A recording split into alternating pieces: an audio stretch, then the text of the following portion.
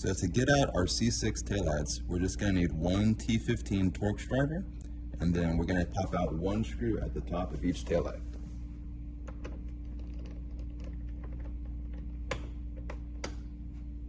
So once that one screw is out, you're just going to pop the taillight out from the top like that, and there it is.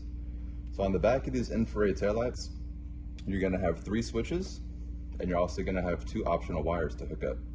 Your top switch is going to be your EU versus US car operation. So whenever it's off, it's going to be installed on a US car. Whenever it's on, it's going to be installed on an EU car. On your middle switch here, this is going to be your sequential or standard turn signal. So whenever you're on, it's going to be sequential turn signal. Whenever you're off, it's going to be a standard turn signal.